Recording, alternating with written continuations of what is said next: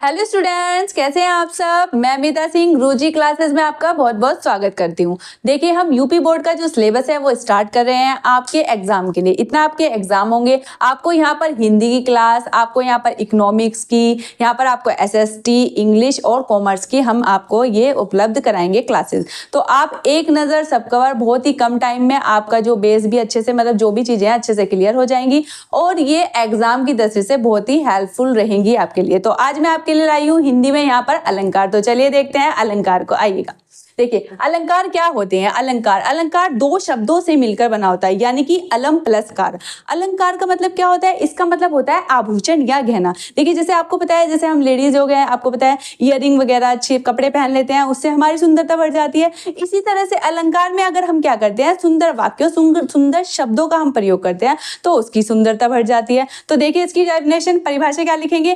काव्य की शोभा बढ़ाने वाले तत्वों को ही हम क्या कहते हैं? अलंकार कहते हैं। जैसे कि अगर अलंकार के, देखिए ये आपको क्या लिखना है, आपको पेपर में अलंकार के क्या होते हैं सिंपल लैंग्वेज में लिखेंगे, बस आपको अर्थ ठीक होना चाहिए। मार्क्स फुल मिलते हैं आपको। थोड़ा राइटिंग का ध्यान दीजिएगा, आपके मार्क्स हिंदी में, और मुझे लगता है हिंदी ना एक ऐसा सब्जेक्ट है हमारा जो बहुत ही कम मेहनत में और बहुत अच्छे मार्क्स उसमें हम ला सकते हैं। तो चलिए देख लेते हैं। आइएगा, देखिए, तो काव्य की शोभा बढ़ाने वाले तत्वों को हम क्या कहते हैं? अलंकार कहते हैं। अब अलंकार के भेद, अलंकार जो होते हैं हमारे दो भेद होते हैं, उसके कौन कौन से होते हैं चलिए देखते हैं। देखिए, एक होता है हमारा शब्द अलंकार और दूसरा हो जाता है हमारा अर्थ अलंकार।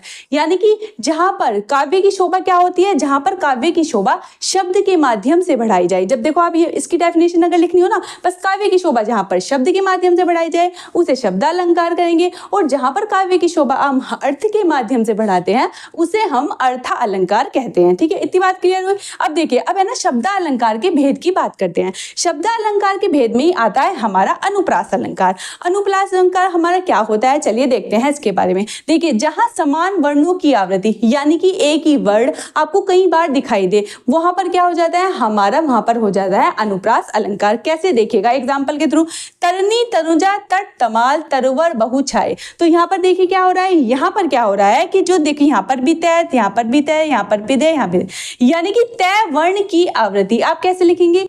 तय वर्ण की आवृत्ति बार बार हो रही है, इसलिए यहाँ पर कौन सा अलंकार है? इसलिए यहाँ पर हमारा अनुप्रास अलंकार हो जाता है। तो चलिए, इसके भी क्या होते हैं अनुप्रास अलंकार के, देखिए हमारे 5 भेद होते हैं। अब वो 5 भेद कौन कौन से होते हैं जानते हैं उनके बारे में। तो चलिए देख लेते हैं। आइएगा, सबसे पहले बात करूंगी मैं किसकी करूंगी? मैं करूंगी छह का अनुप्रास की। छह का अनुप्रास, इसमें क्या होता है देखिए, जब एक वर्ण 2 बार आए, यानी कि एक वर्ण सिर्फ 2 बार आएगा, तब वहां पर छह का अनुप्रास हो जाएगा। कैसे देखिए, सूर समर करनी करही। देखिए, सूर यहाँ पे स और स, तो एक बार 2 बार आ रहा है। फिर करनी और करही क्या आ रहा है? 2 बार, मतलब एक ही बार 2 बार आ रहा है, और पहले इसमें 2 बार और इसमें 2 बार। तो यहाँ पर कौन सा अलंकार हो जाएगा?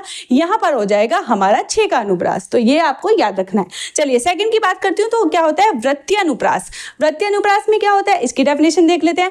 जब एक वर्ण 3 या 3 से अधिक बार, अभी देखो पहले में क्या बात करी कि मैंने 2 बार आएगा, लेकिन इसमें क्या बात करी 3 या 3 से अधिक बार आएगा, तब कौन सा हो जाएगा? यहाँ पर हो जाएगा हमारा वृत्तीय अनुप्रास। तो चलिए एग्जाम्पल देख लेते हैं इसका। इसमें क्या देखा है? भूरी भूरी भेदभाव भूमि से भाग दिया। देखो, भूरी भूरी भूरी 3 बार आ रहा है, मतलब 4 बार, 3 से अधिक बार आया, तो यहाँ पर कौन सा हो जाएगा? यहाँ पर हो जाएगा हमारा वृत्तीय अनुप्रास अलंकार। चलिए, अगर मैं बात करूं आपसे लाटा अनुप्रास अलंकार की, तो लाटा अनुप्रास क्या होता है? इसमें क्या होता है, इसमें ना वर्णों की आवृत्ति नहीं होती, इसमें पूरी पंक्ति की आवृत्ति दोबारा होती है। चलिए देखते हैं कैसे।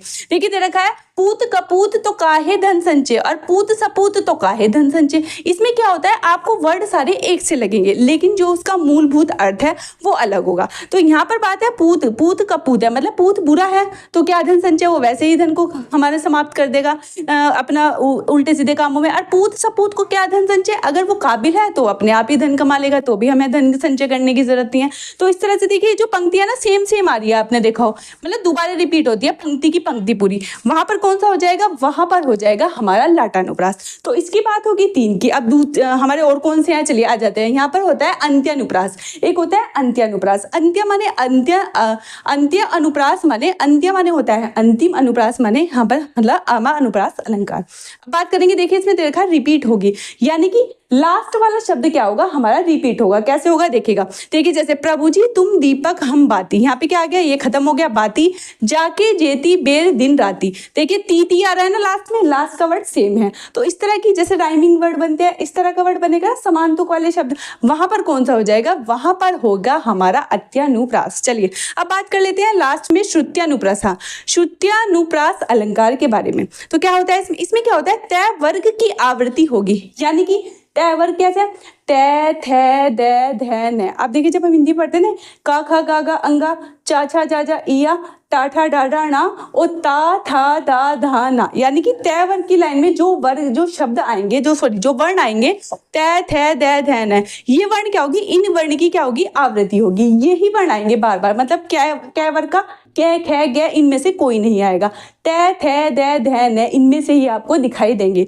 देखिए जैसे दे रखा है, दिनांत था थे दिनांत डूबते, सुधेनु आते ग्रह गवाल बाल थे। अब देखो आपने दै न थे सारे है ना तय वर्ग क्या रहे, तै थे दै धै न, तो जहां पर आपको ये दिखाई दे वहां पर हो जाता है हमारे पास श्रुत्यानुप्रास अलंकार। तो ये मैंने आपको बताया अलंकार, और अलंकार के हमारे अनुप्रास अलंकार के 5 भेद। तो प्लीज बताइएगा आपको क्लास कैसी लगी। Thank you.